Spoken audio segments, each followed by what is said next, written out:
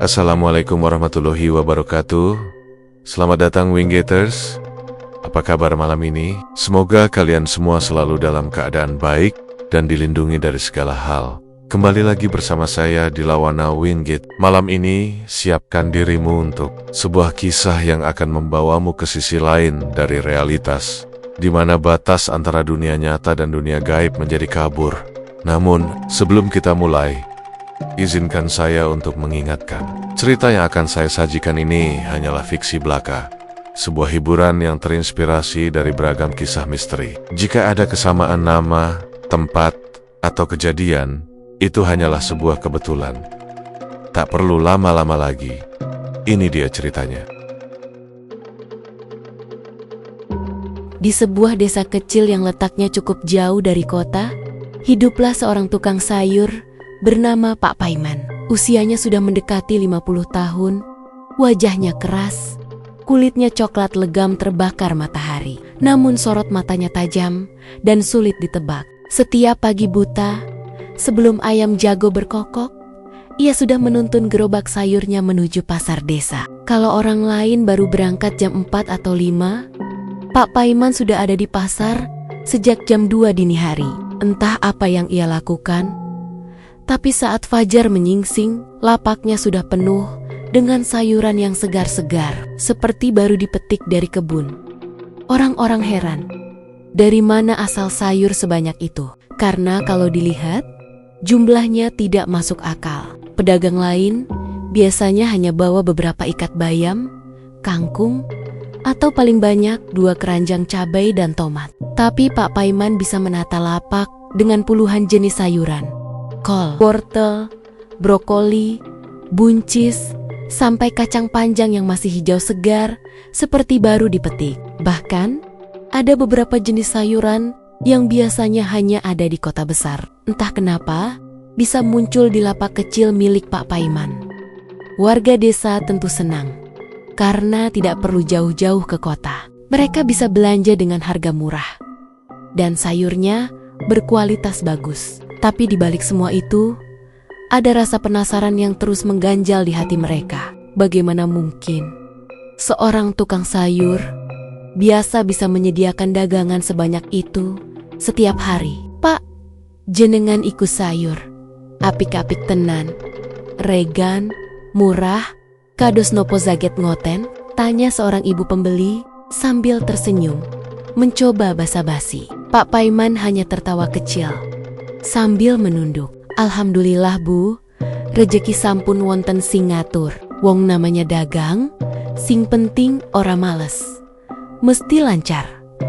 Jawaban itu terdengar wajar, tapi senyumnya terasa aneh. Ada sesuatu yang disembunyikan.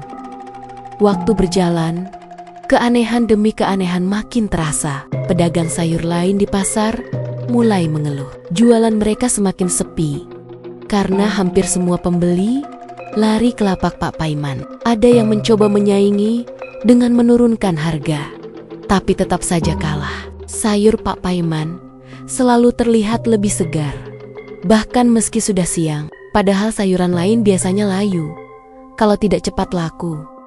Wes, ora usah dilawan. Wong ke mesti endo, cara diu, gumam seorang pedagang tua dengan wajah pasrah. Hari demi hari, nama Pak Paiman semakin terkenal. Banyak orang dari desa lain sengaja datang hanya untuk belanja di lapaknya. Gerobaknya yang sederhana itu seakan jadi pusat perhatian di pasar desa. Tak jarang, dagangannya ludas sebelum jam 9 pagi. Bahkan, pernah ada kejadian, jam 7 pagi, semua sayurnya sudah habis. Sementara pedagang lain masih duduk termenung, menunggu pembeli yang tak kunjung datang. Makin lama, warga mulai membicarakan hal-hal yang tidak masuk akal. Ada yang bilang, Pak Paiman punya pemasok rahasia dari kota besar. Ada pula yang berbisik kalau ia punya kebun luas di tempat tersembunyi. Tapi rumor yang paling menyeramkan adalah Pak Paiman disebet-sebet punya perjanjian dengan makhluk gaib. Beberapa kali ada warga yang melihat Pak Paiman keluar rumah tengah malam. Ia mendorong gerobaknya ke arah hutan kecil di pinggir desa. Ketika mereka mencoba mengikuti, tiba-tiba suara-suara aneh terdengar. Ada suara gamelan samar, seperti berasal dari dalam bumi. Ada juga bau kemenyan yang menusuk hidung. Orang-orang yang mencoba mengintai selalu merasa pusing, mual, bahkan ada yang sampai jatuh pingsan. Sejak itu, tak ada lagi yang berani mengikutinya. Meski begitu, mereka tetap membeli dagangannya. Mau bagaimana lagi? Kebutuhan sehari-hari mereka bergantung pada sayuran murah dari Pak Paiman. Sing penting, murah, lan aiso mangan. Ra usah mikir akeh, kata seorang bapak yang pulang membawa 2 kantong penuh sayuran. Tapi rasa penasaran itu sulit dipendam. Apalagi setiap kali melewati lapak Pak Paiman, ada hawa dingin yang menyusup entah dari mana. Senyum ramahnya seolah dipaksakan, dan tatapan matanya seringkali kosong menembus jauh ke arah belakang. Orang yang diajak bicara. Ada satu kejadian yang membuat gosip semakin kuat. Suatu pagi, seorang ibu rumah tangga bernama Bu Yati membeli sayur di lapak Pak Paiman. Saat ia merogoh keranjang bayam, tiba-tiba tangannya menyentuh sesuatu yang keras dan dingin. Ketika ia angkat, ternyata sebuah tulang kecil, mirip tulang jari manusia, tercampur di antara sayuran. Bu Yati teriak kaget, tapi Pak Paiman dengan cepat merebut tulang itu, lalu tersenyum lebar. "Ah, mungkin cuma ranting, Bu. Wong bayam iku sering kecampur sampah dari kebon," katanya tenang. Bu Yati ingin protes, tapi entah kenapa lidahnya keluh. Ada semacam tekanan tak terlihat yang membuatnya diam. Ia pulang dengan perasaan tak enak. Tapi sejak hari itu, ia tak pernah berani cerita pada orang lain. Di rumahnya yang sederhana, Pak Paiman hidup bersama istrinya, Bu Sumarni, dan seorang anak laki-laki bernama Bagas. Tetangga tahu kalau keluarganya biasa saja, tidak terlihat mewah, meski dagangan selalu laris. Rumah mereka masih berdinding bambu dan beratap genteng tua. Tapi setiap malam terdengar suara-suara aneh dari dalam rumah itu. Ada yang bilang mendengar suara gamelan lirih, ada juga yang mendengar tangisan anak kecil. Orang-orang percaya keluarga itu menyimpan rahasia besar, tapi mereka tak bisa berbuat apa-apa. Desa butuh sayuran, dan hanya Pak Paiman yang bisa memenuhi kebutuhan itu. Akhirnya, semua orang memilih pura-pura tidak tahu. Namun, semakin hari, keganjilan makin sulit diabaikan. Ada seorang anak kecil desa yang pernah mengintip ke dapur rumah Pak Paiman. Katanya, ia melihat keranjang besar penuh dengan darah segar. Bau anyirnya membuatnya muntah seketika. Saat ketahuan, Pak Paiman hanya menatap anak itu dengan senyum dingin, lalu mengusirnya tanpa kata-kata. Sejak hari itu, anak kecil itu sakit keras dan tidak pernah sembuh hingga akhirnya meninggal. Kabar itu membuat bulu kuduk warga berdiri. Tapi anehnya, tidak ada yang berani menuduh Pak Paiman secara langsung. Seolah ada kekuatan gaib yang membuat mulut mereka terkunci.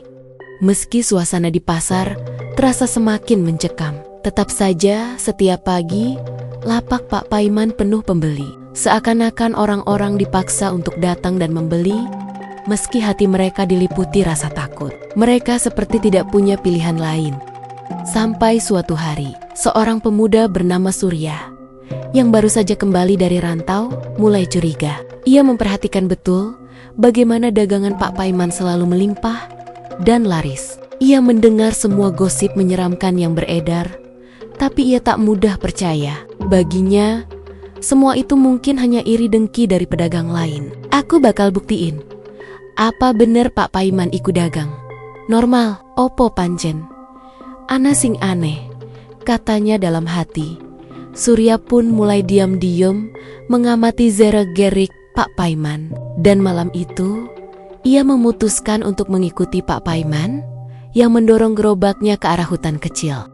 Malam itu, pasar desa sudah sepi. Lapak-lapak pedagang ditinggalkan begitu saja. Hanya tersisa sisa-sisa sayur yang berserakan di tanah becek bercampur lumpur. Lampu Petromax yang tergantung di tiang kayu berayun pelan, tertiup angin, membuat bayangan panjang menari-nari di dinding bambu. Dari kejauhan, terdengar suara jangkrik dan kodok yang bersahut-sahutan, menandakan malam semakin larut. Hampir tak ada orang yang mau lewat di sekitar pasar pada jam itu. Orang desa percaya, setelah tengah malam, pasar berubah menjadi tempat berkumpulnya makhluk-makhluk gaib. Tapi malam itu, seseorang melihat sosok Pak Paiman masih berada di dalam pasar. Gerobaknya sudah kosong. Tapi ia tidak langsung pulang. Ia duduk bersila di tengah lapaknya, seolah sedang menunggu sesuatu. Dari mulutnya terdengar bisikan pelan. Awalnya samar, tapi lama-lama semakin jelas. Besok, kudu ana tumbal maneh. Yen ora, daganganku ora bakal laris. Kudu ana tumbal. Seorang pedagang sayur lain yang kebetulan lewat untuk mengambil barangnya yang tertinggal, tiba-tiba berhenti. Tubuhnya merinding mendengar kalimat itu. Ia bersembunyi di balik lapak kosong, menahan napas. Suaranya jelas. Pak Paiman bicara sendiri, seakan sedang berbincang dengan seseorang yang tak terlihat. Wis tak siap, sing penting awake deyu tetep jaya. Ojo nganti rejeki iki mandek, bisiknya lagi. Nadanya penuh kepastian.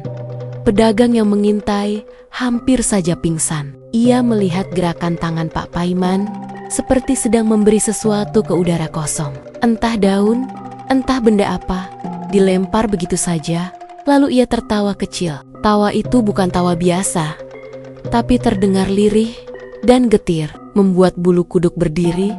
Pedagang itu ingin lari, tapi kakinya seakan terpaku ke tanah. Hatinya berdebar kencang.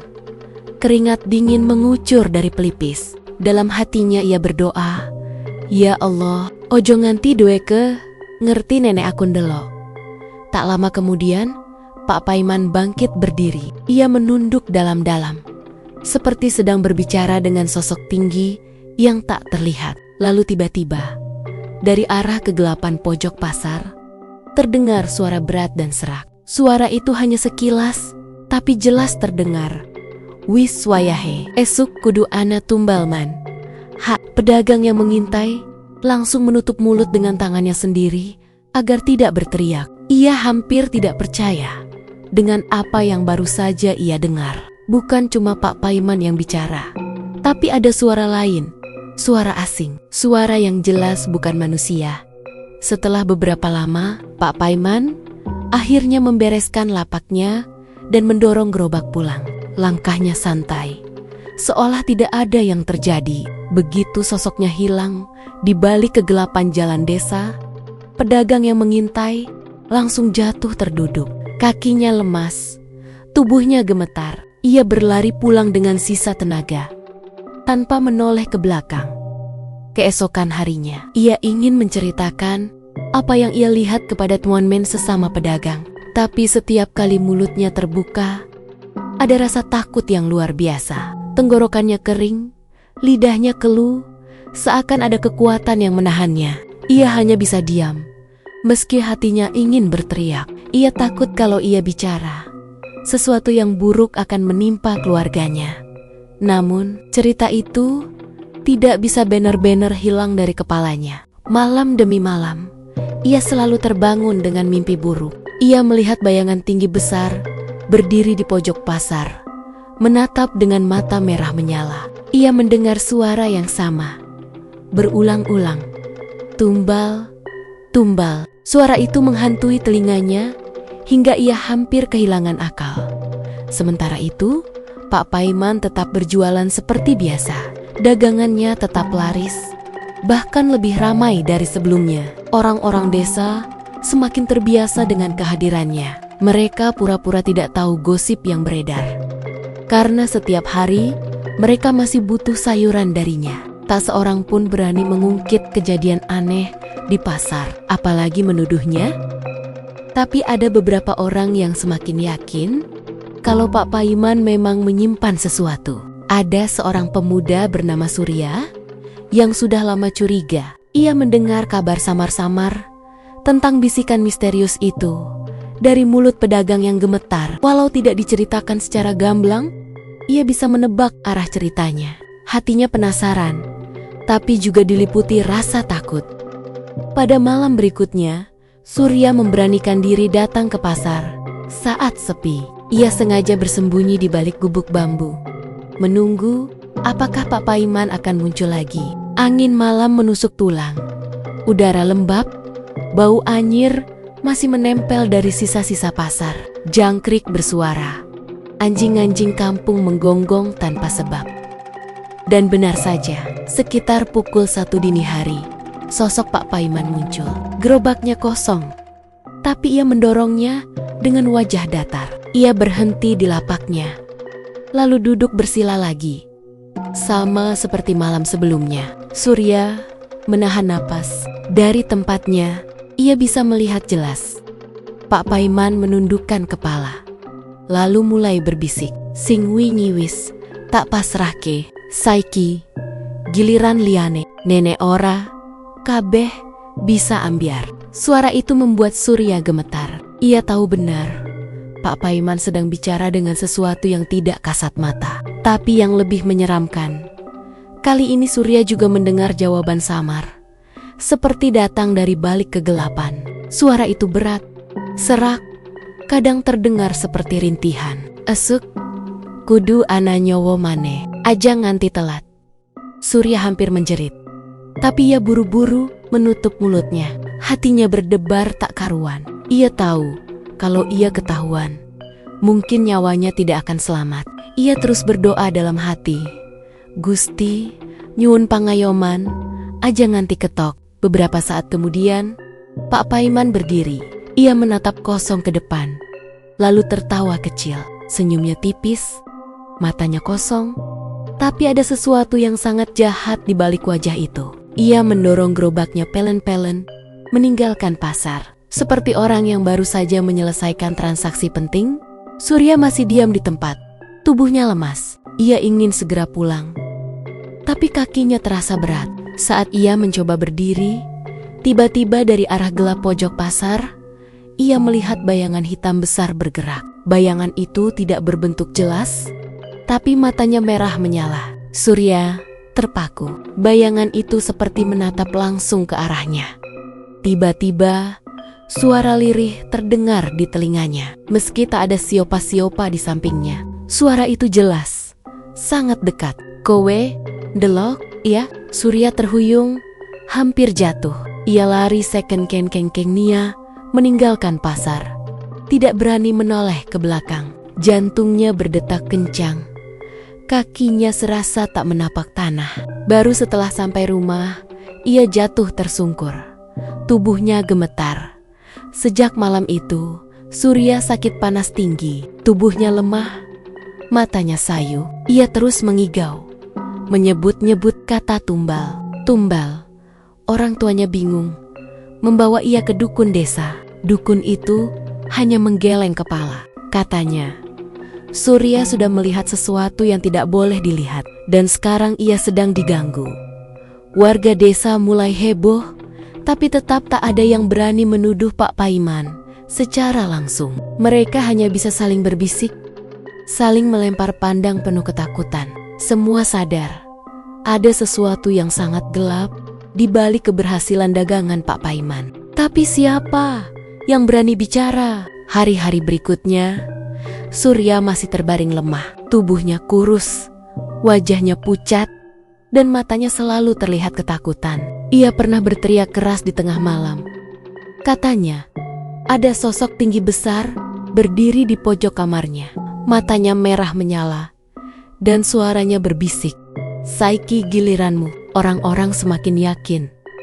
Bisikan misterius di pasar itu bukan hanya gosip, itu nyata. Dan itu adalah bagian dari rahasia terlarang yang selama ini disimpan Pak Paiman. Pak Paiman memang bukan sosok yang banyak bicara. Orang mengenalnya sebagai tukang sayur rajin yang hidup sederhana bersama istrinya, Bu Sumarni, dan seorang anak laki-laki bernama Bagas. Anak itu berusia sekitar 12 tahun. Tubuhnya kurus, kulitnya sawo matang, dan matanya sayu seperti anak yang jarang bermain.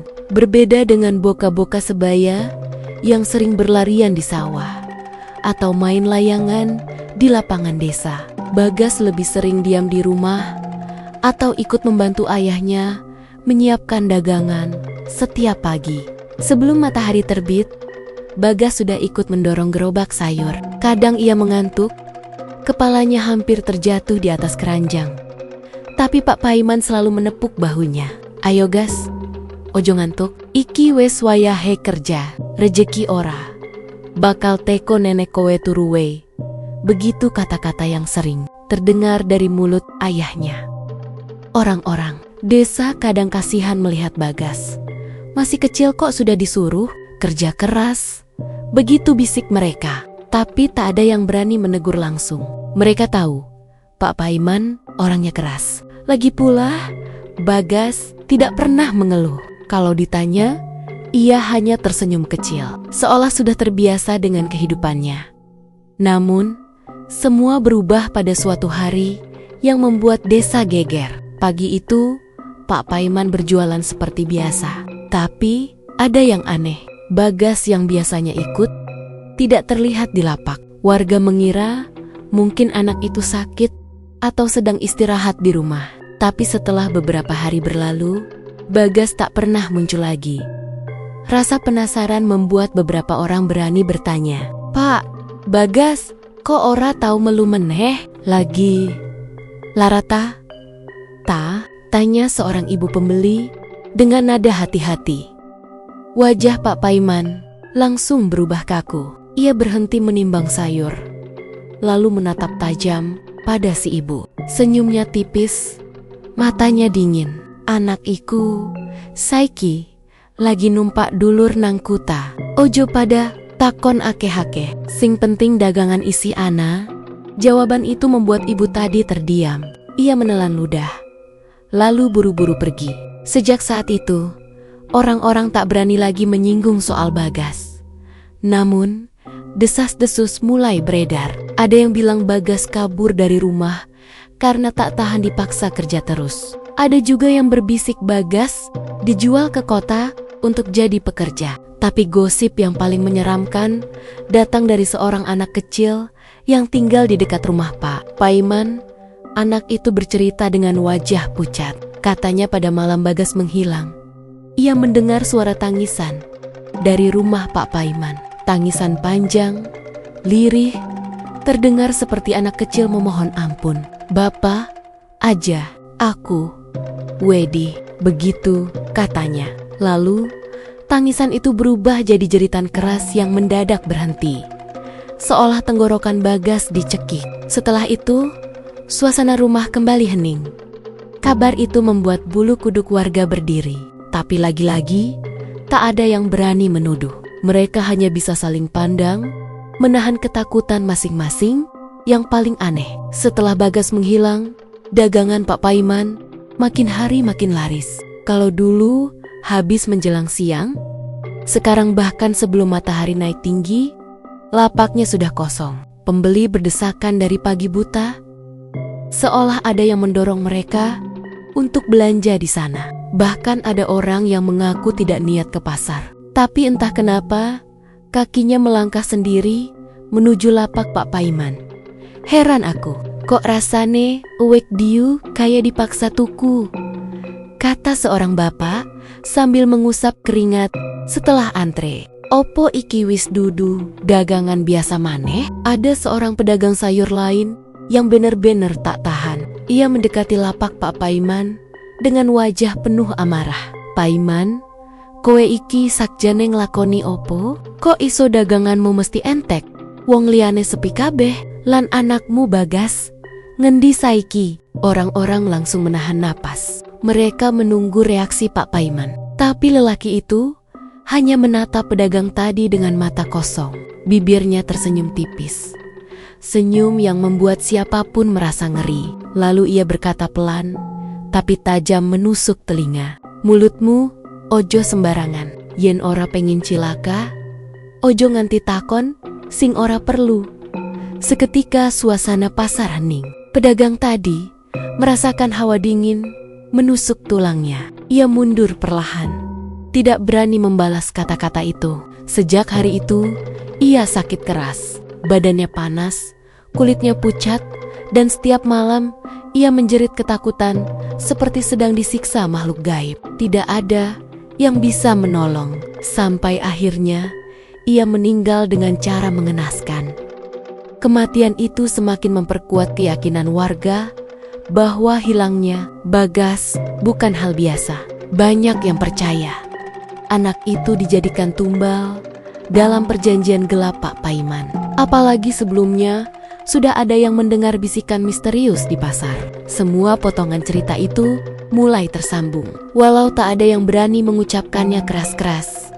Beberapa anak kecil desa sering bermimpi buruk setelah Bagas menghilang. Mereka mengaku melihat sosok Bagas dalam mimpi, dengan wajah pucat dan tubuh berlumuran darah. Ia menangis, memohon pertolongan, tapi suaranya teredam. "Tulungan aku dikorbanke," begitu katanya dalam mimpi. Anak-anak itu bangun dengan tangisan histeris, membuat orang tua mereka panik. Bu Sumarni, istri Pak Paiman, juga tampak semakin murung. Matanya sayu, wajahnya pucat, tubuhnya kurus. Ia jarang keluar rumah. Hanya sesekali terlihat menjemur pakaian. Beberapa tetangga yang mencoba menyapa hanya mendapat senyum hambar. Tapi ada yang pernah melihatnya duduk sendiri di belakang rumah sambil menangis. Tangisannya lirih, seperti orang menanggung beban berat. "Aku yakin Bu Sumarni ngerti kabeh, tapi ora aiso ngomong," kata seorang tetangga dengan wajah prihatin. Waktu terus berjalan. Hilangnya Bagas tetap jadi misteri yang tak terpecahkan. Tak ada laporan ke polisi, tak ada pencarian resmi. Semua seolah hilang begitu saja, ditelan bumi. Dan anehnya, orang-orang desa memilih diam. Mereka pura-pura lupa si kenaikan Bagas memang tidak pernah ada. Tapi di balik diamnya warga, ketakutan semakin menggerogoti hati mereka. Setiap kali lewat depan rumah Pak Paiman, ada hawa dingin yang menusuk. Jendela rumah itu selalu tertutup rapat, tapi kadang terdengar suara lirih dari dalam. Suara seperti anak kecil memanggil-manggil, "Ibu, ibu." Lalu tiba-tiba suara itu hilang, berganti dengan tawa serak yang membuat darah berdesir.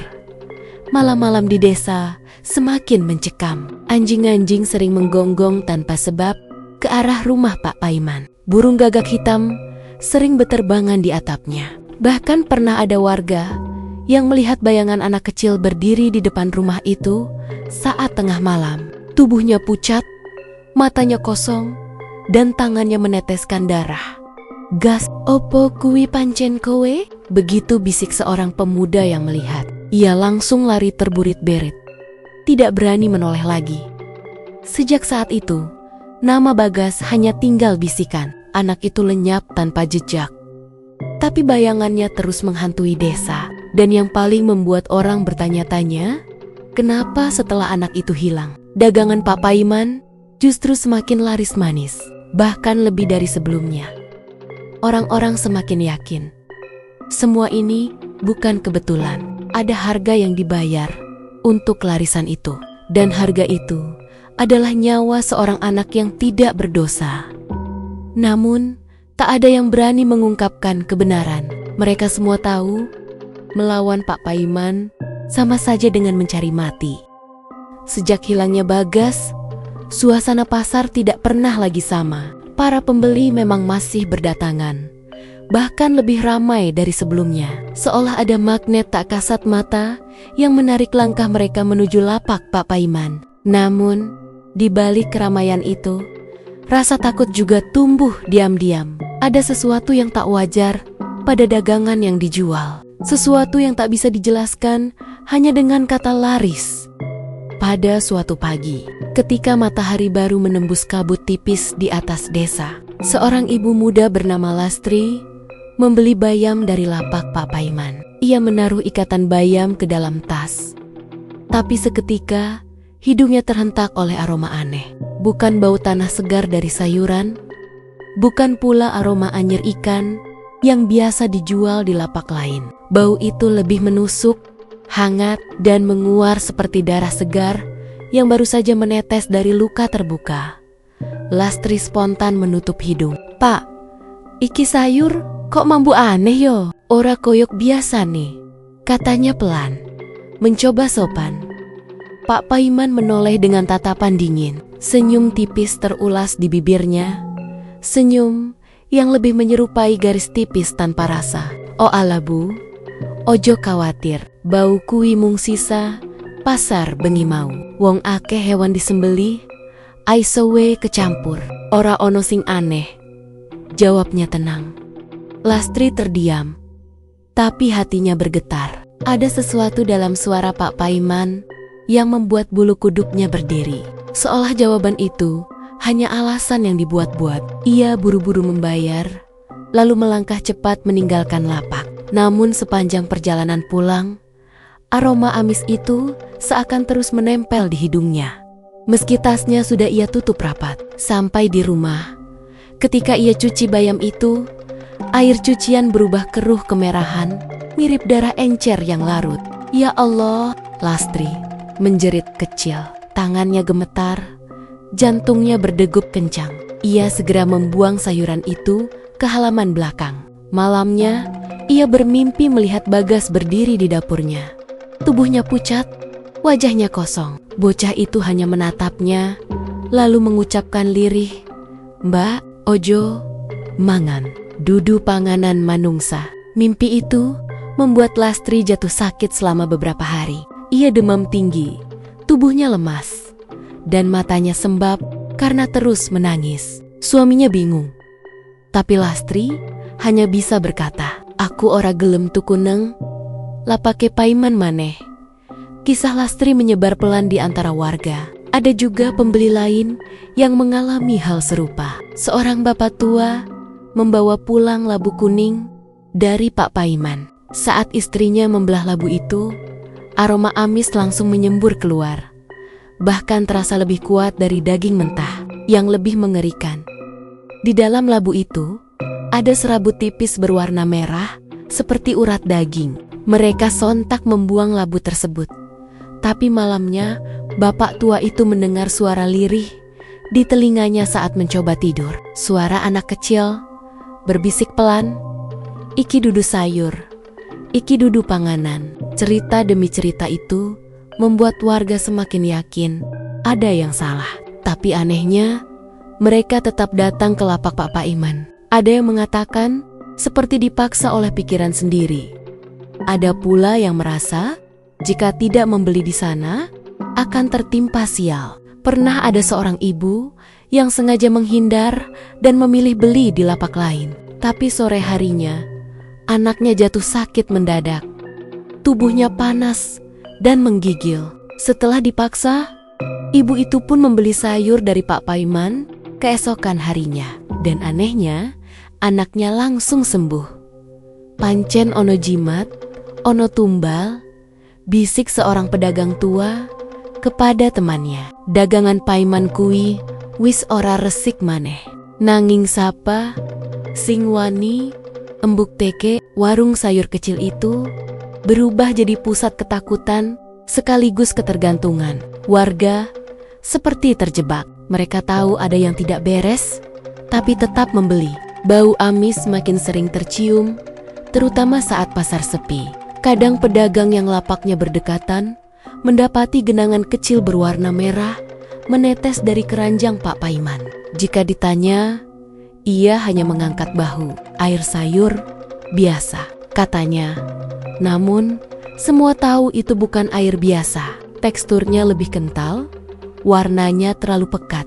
Beberapa berani mencium dari dekat dan langsung mual, hampir muntah. Aroma besi bercampur darah segar begitu kuat. Tapi yang aneh, pembeli tetap saja ramai. Seakan tidak mencium apapun, malam-malam pun mulai dihantui kejadian ganjil. Beberapa warga yang lewat dekat rumah Pak Paiman mencium bau amis menusuk hidung. Bahkan ada yang melihat cairan merah menetes dari sela pintu kayu rumah itu. Ada yang berani mengetuk, tapi yang keluar hanya Bu Sumarni dengan wajah pucat. Ora ono opo-opo, mungkin banyu sumur, meleber, katanya terbata-bata. Namun tangannya gemetar, matanya berkaca-kaca, seperti menahan sesuatu yang ingin keluar, tapi terhalang ketakutan. Pernah juga ada anak-anak muda iseng yang mencoba mengintip dari celah jendela rumah itu. Mereka bersumpah melihat karenjang-karenjang sayur di dalam rumah penuh darah. Bukan sayuran. Dari sela anyaman keranjang, darah menetes ke lantai, membentuk genangan. Di tengah genangan itu, sosok kecil duduk meringkuk. Wajahnya pucat, matanya melotot kosong. Salah satu pemuda hampir pingsan saat menyadari sosok itu mirip Bagas. Mereka lari tunggang-langgang, tidak berani menoleh ke belakang. Sejak saat itu, kabar makin meluas. Warung sayur Pak Paiman bukan hanya sumber rejeki, tapi juga sumber kengerian. Beberapa orang desa bahkan mulai menghindari pasar sama sekali, memilih menanam sayuran sendiri di kebun. Namun, langkah itu pun tidak sepenuhnya berhasil. Karena anehnya, tanaman mereka tiba-tiba layu atau digerogoti hama tanpa sebab. Seolah ada kekuatan yang memaksa mereka tetap tergantung pada dagangan Pak Paiman. Warga tua-tua di desa mulai berbisik, menghubungkan semua kejadian ini dengan ilmu pesugihan. Iki dudu perkara dagangan biasa, ana tumbal, ana perjanjian, bau amis kuwi tandane daging lan getih sing wis dicawisna kanggo sing gaib. Kata seorang kakek yang dikenal sebagai orang sepuh, malam-malam tertentu, terutama malam Jumat Kliwon, bau amis semakin pekat. Bahkan warga yang rumahnya jauh dari pasar bisa menciumnya. Seperti darah yang menetes dari langit. Anjing-anjing menggonggong ke arah pasar ayam-ayam, berkokok tidak wajar. Ada yang mengaku mendengar suara tangisan anak kecil, bercampur tawa serak laki-laki dari arah warung Pak Paiman. Bu Sumarni sendiri semakin memburuk. Wajahnya pucat pasi, matanya cekung, tubuhnya semakin kurus. Beberapa kali tetangga melihat ia berjalan linglung di malam hari. Mulutnya berbisik, "Bagas, anakku, kowe neng endi?" "Aku ora kuat maneh." Tapi begitu disapa, ia hanya diam dan sepat-sepat masuk rumah. Di satu sisi, dagangan Pak Paiman makin laris. Bahkan orang dari luar desa pun berdatangan. Tak ada satupun yang bisa menghentikan arus itu. Seolah ada tangan tak terlihat yang terus mengatur, memastikan semua orang tetap bergantung pada warung penuh aroma anyir itu. Namun, setiap keberuntungan pasti menuntut bayaran. Dan semua warga mulai sadar, bayaran itu bukan sekadar uang, tapi sesuatu yang jauh lebih besar. Malam itu, udara terasa lebih dingin dari biasanya. Angin bertiup pelan, membawa aroma tanah basah yang bercampur dengan bau anyir samar, membuat bulu kuduk siapapun yang melintas merinding seketika. Pemuda desa bernama Joko baru saja pulang dari sawah setelah membantu ayahnya menjaga air irigasi. Biasanya ia langsung pulang ke rumah, tapi malam itu rasa penasarannya mengalahkan rasa takut. Beberapa hari terakhir, kabar tentang Pak Paiman makin sering beredar. Cerita tentang bau amis di lapaknya, sayur yang seperti bercampur darah, dan hilangnya Bagas membuat semua orang bertanya-tanya. Namun satu hal yang paling mengusik Joko adalah gosip kalau setiap malam Pak Paiman pergi ke gubuk tua di belakang rumahnya. Joko dikenal nekat di desanya. Ia sering jadi bahan omongan karena berani melakukan hal-hal yang tidak semua orang berani, termasuk masuk ke kebun wingit yang katanya angker. Malam itu, dengan hati yang berdegup kencang, ia memutuskan untuk membuktikan sendiri rahasia yang disembunyikan Pak Paiman. Sakjane, wong-wong kuwi mong pada goroh utawa beneran ono setan neng kono, gumamnya pelan.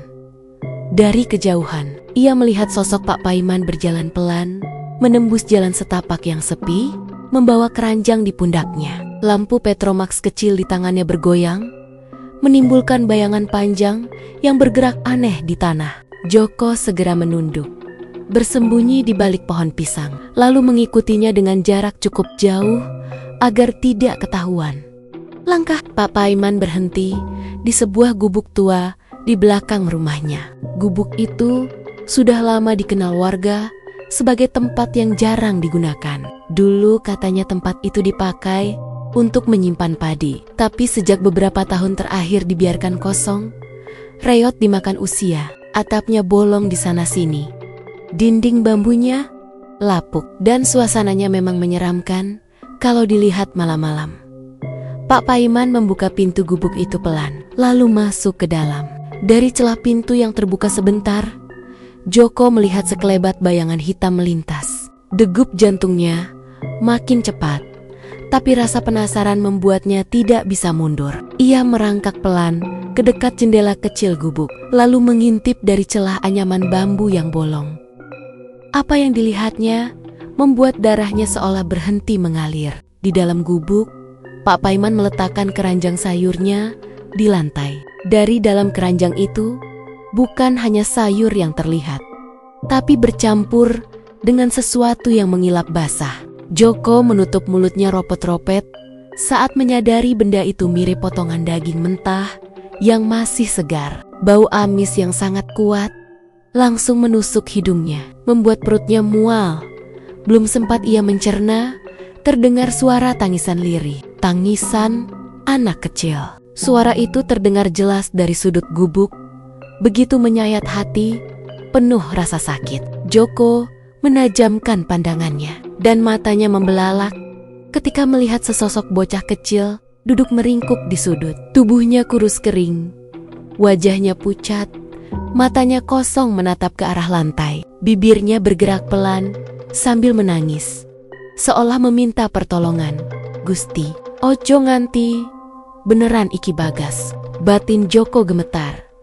Tiba-tiba tangisan itu berubah jadi jeritan panjang yang menggema di dalam gubuk. Suaranya begitu nyaring, penuh ketakutan, seperti jeritan seseorang yang diseret ke dalam kegelapan. Joko refleks mundur, tubuhnya gemetar, tapi matanya masih terus memandang ke dalam.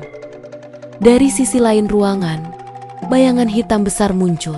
Wujudnya tidak jelas, hanya berupa sosok tinggi menjulang, hitam legam, tanpa wajah, tapi matanya berkilat merah seperti bara api. Bayangan itu berdiri di samping Pak Paiman, seolah menjadi temannya. Perlahan, bayangan itu menunduk, membuka sesuatu yang menyerupai mulut besar, lalu mendekat ke arah sosok bocah kecil yang masih menangis.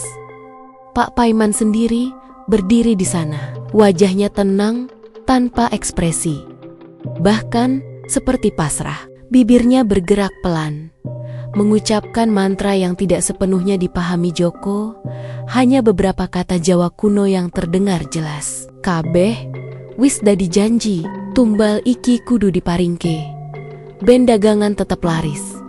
Jeritan bocah itu makin keras, lalu mendadak terhenti ketika bayangan hitam itu seolah menelan sesuatu. Joko melihat dengan jelas tubuh bocah kecil itu perlahan hilang ditelan kegelapan, hanya menyisakan sisa tangisan lirih yang semakin lama semakin samar, hingga akhirnya lenyap sama sekali. Joko menahan napas, tubuhnya gemetar hebat, keringat dingin membasahi punggungnya meski udara malam begitu dingin. Ia hampir menjerit, tapi cepat-cepat menutup mulut dengan kedua tangannya. Dari dalam gubuk, terdengar suara tawa berat, parau, dan seram. Suara itu jelas bukan milik manusia.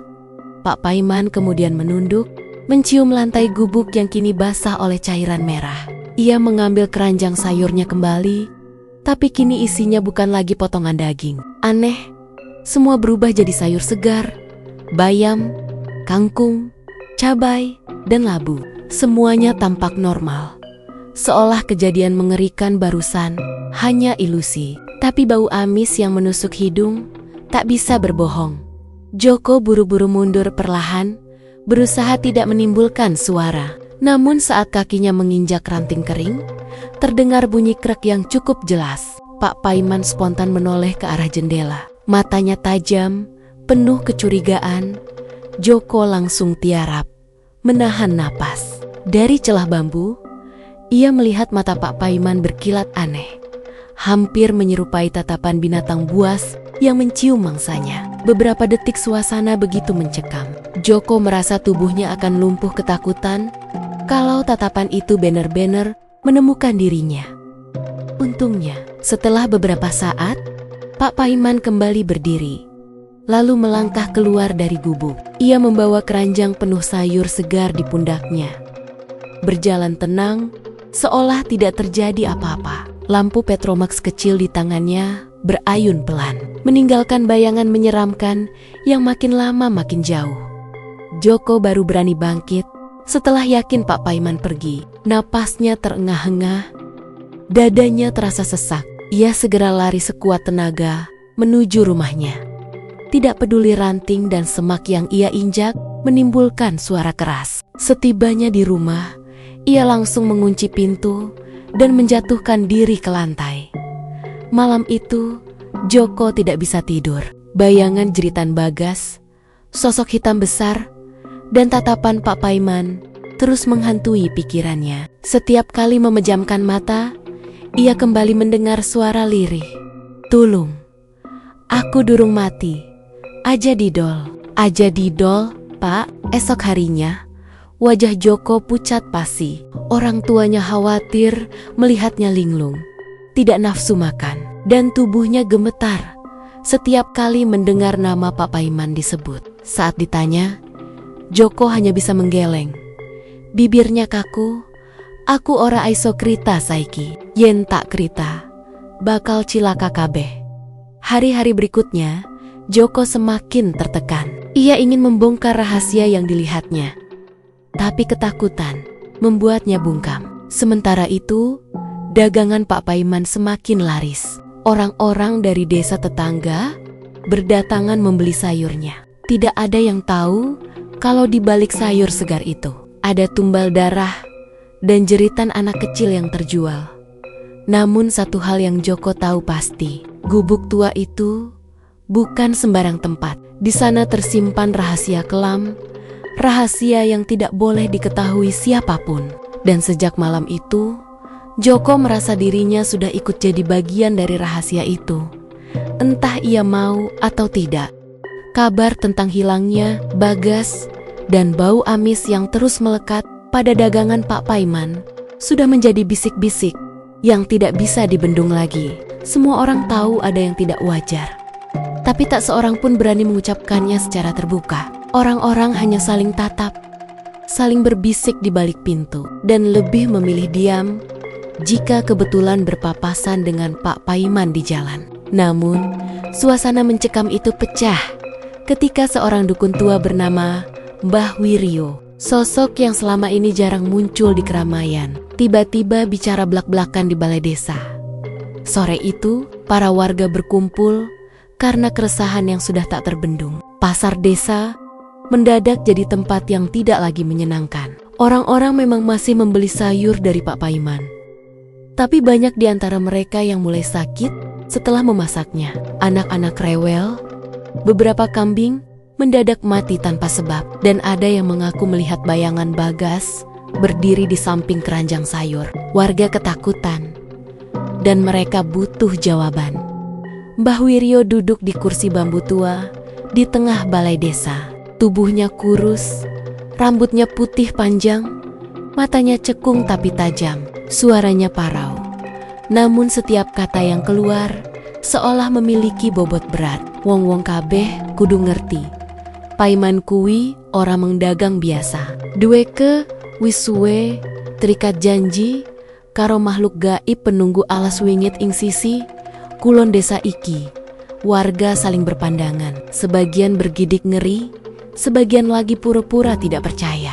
Tapi Mbah Wiryo melanjutkan, perjanjiannya ora gampang. Pesugihan sing dijupuk Paiman ora aiso dibayar nganggo sapi utawa wedus. Tumbale kudu getih keturunane.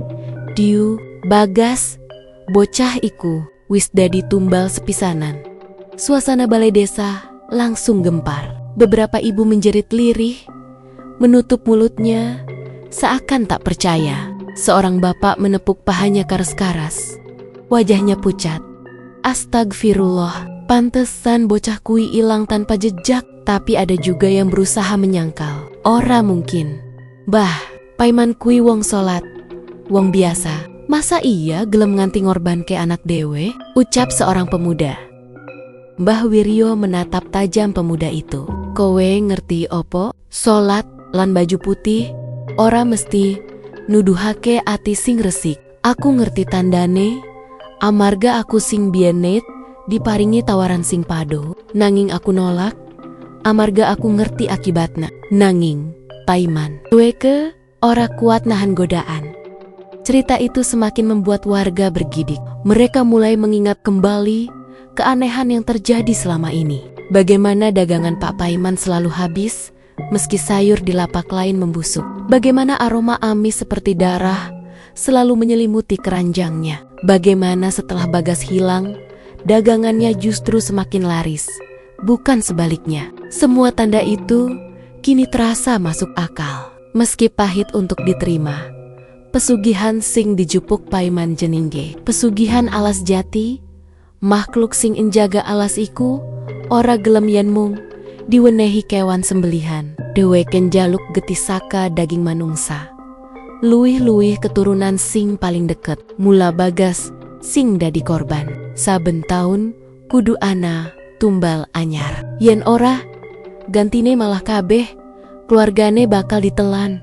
Jelas Mbah Wiryo. Suaranya berat, bergetar seperti bergema di dalam ruang kosong. Seorang ibu menjerit sambil memeluk anaknya erat-erat. Ya Allah, apa iki tegese yen bakal ana korban maneh?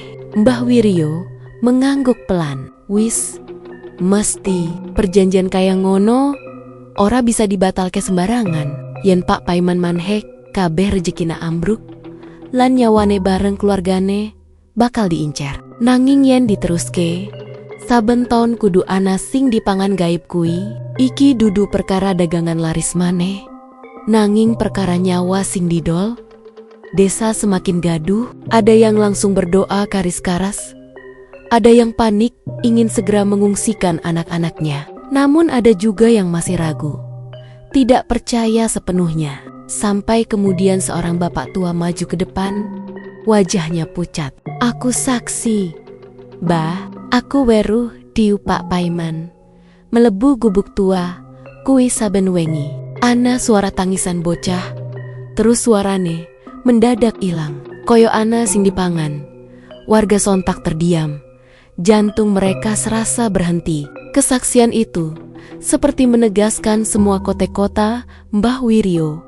Tidak ada lagi yang berani menyangkal. Semua sadar bahwa Pak Paiman bukan sekadar tukang sayur biasa. Ia adalah orang yang sudah menjual darah dagingnya sendiri demi melanggengkan dagangannya di luar balai desa. Angin malam bertiup kencang, daun-daun bergemerisik, dan dari kejauhan terdengar lolongan anjing panjang yang menyeramkan. Warga semakin dicekam rasa takut. Mereka merasa seperti sedang berada di bawah bayang-bayang sesuatu yang gelap, sesuatu yang tidak bisa mereka lihat, tapi bisa mereka rasakan.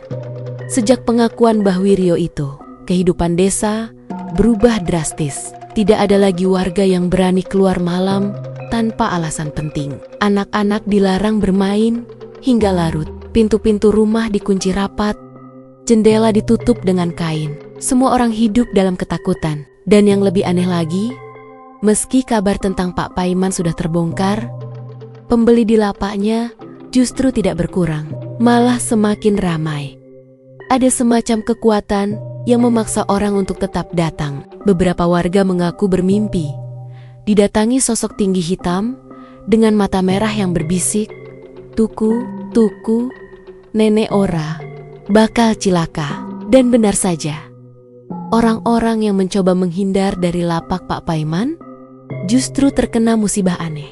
Ada yang rumahnya terbakar tanpa sebab, ada yang tiba-tiba jatuh sakit keras, bahkan ada yang meninggal mendadak.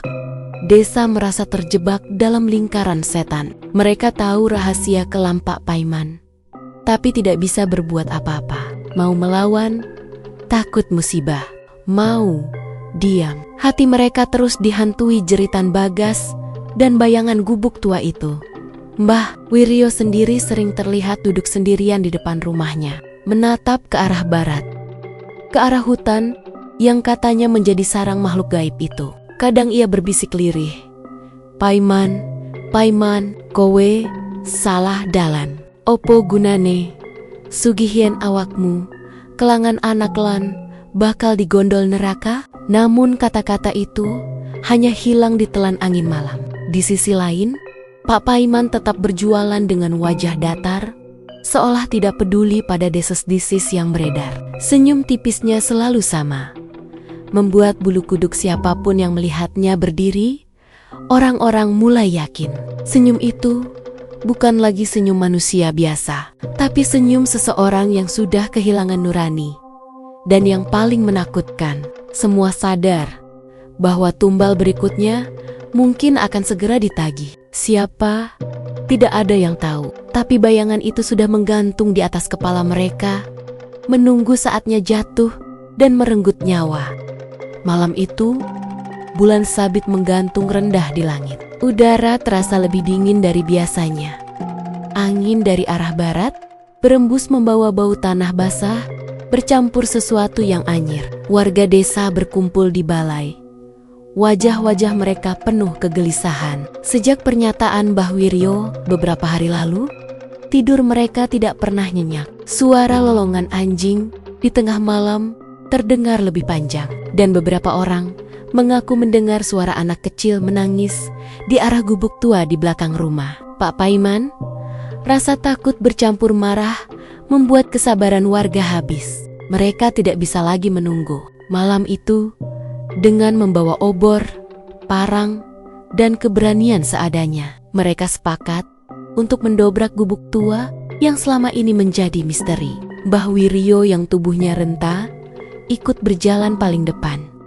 Matanya menatap lurus ke arah kegelapan, seperti sudah tahu apa yang akan mereka hadapi.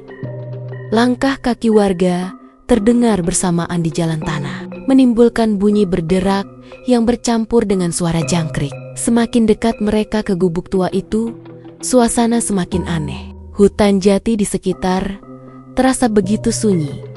Bahkan suara serangga pun menghilang. Hanya ada bunyi napas mereka sendiri yang terengah. Seorang ibu berbisik pelan, "Ya Allah, kulo nyuwun pangayoman." Tangannya menggenggam erat tasbih kecil di lehernya. Ketika sampai di depan gubuk tua, semua terdiam. Bangunan itu berdiri miring, papan-papan kayunya sudah lapuk, atapnya penuh lumut, dan jendela kecilnya menganga seperti mata kosong yang mengawasi mereka. Bau amis langsung menyeruak begitu angin melewati sela-sela dindingnya. Bau itu begitu kuat, menusuk hidung, membuat beberapa orang menutup mulut sambil hampir muntah. Seorang pemuda mencoba memberanikan diri. "Ayo, nenek terus koyo ngene. Deso iki ora bakal tentrem." Ia mengangkat parang tinggi-tinggi, lalu menendang pintu gubuk dengan keras. Pintu reot itu terbuka dengan suara berderak panjang, seperti jeritan kayu tua yang sudah terlalu lama menahan rahasia. Begitu pintu terbuka, obor-obor warga menyinari bagian dalam gubuk. Seketika, teriakan panik terdengar. Mata mereka langsung membelalak ngeri. Di dalam ruangan itu, tidak ada apa-apa selain tumpukan sayur yang bercampur dengan tulang belulang kecil. Ada tengkorak anak-anak, tulang belikat, bahkan potongan jari yang sudah mengering. Semua bercampur dengan sayuran layu, seperti bayam, sawi, dan kacang panjang. Bau anyir semakin menusuk, membuat seorang pemuda langsung muntah di sudut pintu. Di salah satu sudut gubuk, ada keranjang sayur besar yang biasa dibawa Pak Paiman ke pasar. Keranjang itu basah, bukan oleh air, melainkan darah segar yang menetes ke lantai tanah. Darah itu mengalir tipis, membuat garis merah kecil menuju celah dinding. Warga menjerit histeris. Beberapa mundur sambil menangis ketakutan. Namun yang paling membuat bulu kuduk berdiri adalah suara samar dari dalam gubuk. Suara tangisan lirih, suara anak kecil yang memanggil, "Bapak, Bapak." Suara itu terdengar seperti Bagas. Namun beberapa detik kemudian, suara itu berubah menjadi jeritan panjang, serak, penuh siksaan, sebelum akhirnya hilang, seolah ditelan kegelapan. "Gusti Allah, iki, pancen, panggonan, setan," ucap seorang bapak tua dengan suara bergetar. Tangannya gemetar memegang obor. Mbah Wiryo melangkah masuk paling depan, menatap isi gubuk dengan wajah muram. "Aku wis ngerti, iki bakal kelakon. Paiman ora mengorbanke Bagas, nanging wis luwih saka siji nyawa bocah sing ditumbalke. Deloken tulang-tulang iki bukti, iki pesugihan sing paling jahat. Ora mengjaluk getih, nanging jaluk rohnya dicekel selawase." Warga langsung geger. Beberapa ada yang menjerit histeris, memanggil nama anak mereka. Takut kalau salah satu tulang itu adalah milik darah dagingnya. Suasana semakin kacau. Tapi ada satu hal yang membuat semua semakin aneh.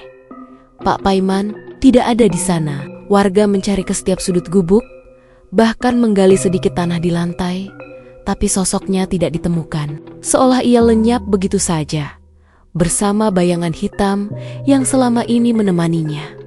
Tiba-tiba angin kencang bertiup dari arah dalam gubuk. Padahal pintu dan jendela sudah terbuka lebar. Obor-obor hampir padam. Dan di tengah suara angin, ada bisikan berat yang terdengar jelas di telinga semua orang. "Perjanjian durung rampung, isi ana nyawa sing kudu dibayar."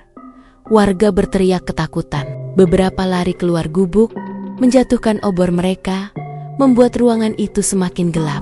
Dalam kegelapan, ada bayangan tinggi besar berdiri di sudut ruangan. Matanya merah menyala. Makhluk itu tidak bergerak, hanya berdiri menatap. Tapi tatapannya cukup membuat jantung serasa berhenti. Mbah Wiryo mengangkat tangannya, mencoba berdoa keras-keras. "Bismillahirrohmanirrohim. Gusti, jauhke makhluk iki saka desa kulo." Tapi suara doa itu seperti ditelan. Tidak ada gaungnya, hanya hilang di udara. Makhluk itu tertawa lirih, suaranya berat, bergema telinga warga, sing ngegawe janji, wis ilang, nanging janji tetap ana, tumbal kudu tetep ono. Setelah itu, makhluk itu menghilang begitu saja, seperti asap hitam yang tertiup angin. Bau amis semakin kuat, lalu mereda, meninggalkan ruangan kosong dengan tulang belulang berserakan. Warga lari pontang-panting malam itu. Gubuk tua ditinggalkan, dan tak seorang pun berani kembali ke sana. Mereka sadar, Pak Paiman sudah tidak bisa lagi diselamatkan. Entah ia ditelan makhluk gaib itu, atau ia sendiri memilih lenyap bersama perjanjiannya. Yang jelas, sosoknya tidak pernah muncul lagi di desa, seolah hilang ditelan bumi. Sejak malam itu, desa berubah jadi tempat yang mencekam. Warung sayur yang dulu ramai kini sepi. Orang-orang tidak berani lagi menyentuh sayuran yang dijajakan di pasar. Takut kalau tanpa sadar mereka membeli dagangan hasil perjanjian terlarang. Anak-anak tidak boleh keluar rumah saat matahari terbenam, dan pintu rumah selalu digembok rapat-rapat. Beberapa warga mengaku masih sering mendengar suara Bagas menangis di malam hari. Suara lirih memanggil bapaknya. Kadang terdengar dari arah pasar, kadang dari arah gubuk tua yang kini dibiarkan roboh dimakan waktu. Ada pula yang bersumpah melihat bayangan Pak Paiman berjalan di jalan desa, membawa keranjang sayur. Dengan wajah pucat dan mata kosong, menatap lurus tanpa berkedip. Namun setiap kali didekati, sosok itu hilang, meninggalkan bau amis darah yang menusuk hidung. Mbah Wiryo suatu malam berkata pada warga yang ketakutan, "Iki bakal dadi pangeling-eling. Yen ana wong sing kepengin sugih kanthi cara cepet, kudu eling yen tumbale ora mengharta nanging nyawa, lan nyawa sing ilang ora bakal aiso bali. Wong sing keseret pesugihan bakal ilang, Oweklan rohnya. Di gondol neraka, warga hanya bisa menunduk. Tidak ada yang sanggup menjawab. Mereka semua tahu, kisah Pak Paiman adalah kutukan yang akan selalu membayangi desa.